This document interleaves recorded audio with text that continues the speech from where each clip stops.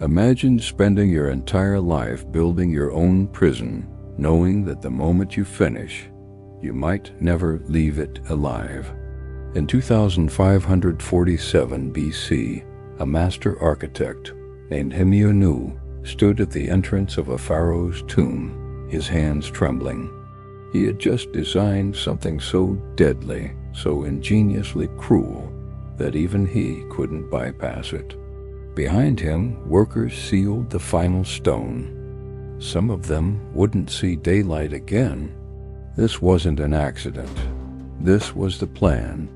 The ancient Egyptians didn't just build tombs to honor the dead. They built death traps to protect them. And the most terrifying part? The architects, the workers, even the priests who knew the secrets. They were all expendable. Today, we re-uncovering why the people who built Egypt as tombs feared them more than anyone else, and the horrifying lengths they went to ensure no one, not even themselves, could ever get back in. The Valley of the Kings, a scorched, desolate canyon west of the Nile River where Egypt's most powerful pharaohs were laid to rest. For over 500 years, from 1539 to 1075 BC, this became the most heavily guarded cemetery in human history. But the guards weren't just living soldiers. They were mechanisms of stone, sand, and psychological terror designed to last for eternity. When we think of ancient Egyptian tombs, we picture golden sarcophagi and glittering treasures. We imagine Howard Carter discovering Tutankhamun's tomb in 1922, marveling at the riches. But what we don't often consider is the paranoia that created these burial chambers. The Egyptians believed the afterlife was real, so real that they wagered everything on it. They filled tombs with actual gold, actual food, actual boats. And they knew with absolute certainty that grave robbers would come, so they built traps. But here is the twist that makes this story truly chilling. The people who designed and installed these traps knew too much. They became liabilities. The very hands that carved the hidden chambers and installed the crushing mechanisms were the same hands that had to be silenced. This created a dark paradox at the heart of Egyptian burial practices, a secret so dangerous that knowing it was a death sentence. The problem facing ancient Egyptian architects was unprecedented in scale. How do you protect a tomb for thousands of years when the people building it know exactly where the treasures are hidden and how to access them? Think about it.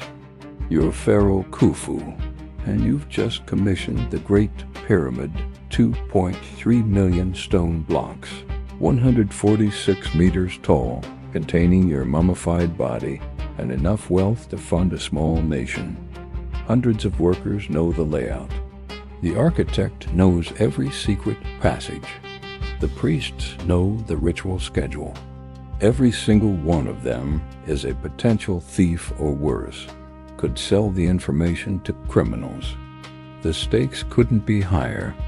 In Egyptian theology, disturbing a pharaoh's tomb didn't just rob a corpse. It destroyed their soul's journey through the afterlife.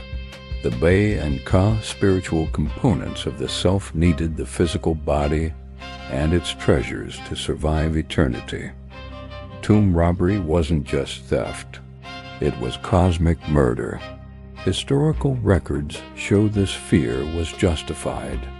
The Amherst Papyrus from around 1100 BC documents the interrogation of tomb robbers who confessed to looting royal burial sites. One thief admitted, "We opened their coffins and took all that we found. We set fire to their coverings. We stole their furniture." Even in the Middle Kingdom, pharaohs were already dealing with violated tombs. So the Egyptians responded with engineering marvels designed to kill. The traps varied from brutally simple to devastatingly complex. Let's walk through a typical high-security tomb from the perspective of someone who shouldn't be there. First, the entrance. Many tombs featured false doors and sealed corridors filled with rubble. The tomb of Seti, I had a corridor that dropped 30 meters down, then continued horizontally for over 100 meters into the mountain. Exhausting work for anyone digging, but that was just misdirection. The real entrance lay hidden, sometimes beneath sand pits designed with a terrifying purpose. These weren't just holes, they were engineered quicksand chambers. Fine sand held in place by wooden supports would collapse when weight was applied. Workers would install these, then remove the supports from below. Anyone stepping on the floor would plunge into a suffocating sand trap. The more you struggled, the deeper you sank. Your torch would go out, darkness, then silence. Deeper inside, the corridors narrowed. Here, architects installed portcullis systems, massive granite slabs weighing several tons, held by ropes. Once the burial was complete, workers would cut the ropes. The slabs would crash down, sealing the passage. But here's the cruel detail. The workers who cut those ropes were often on the wrong side when they fell. Then came the psychological traps. Curse inscriptions covered the walls. Death shall come on swift wings to he who disturbs the peace of the king. Modern archaeologists dismiss these as superstition, but to ancient Egyptians these words carried the weight of cosmic law. The most chilling moment in this entire system came after the pharaoh's burial ceremony, when the tomb was finally sealed. This is where the Egyptians' paranoia reached its peak and where the true horror unfolded. Archaeological evidence suggests that in certain high-security burials, the workers and architects who knew the tomb's secrets never left.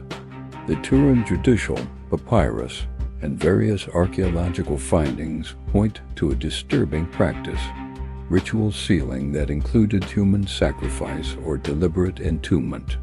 Imagine being one of those workers. You've spent months, maybe years, excavating chambers deep in the mountain.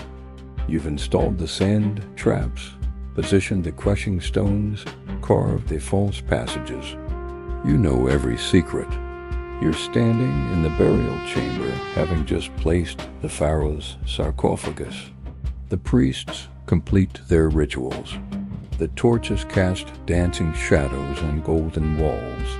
Then the priests leave, and the door begins to close. Some workers were told they'd be honored, given a servant's burial near the pharaoh. Others simply knew too much and weren't asked. The portcullis crashes down.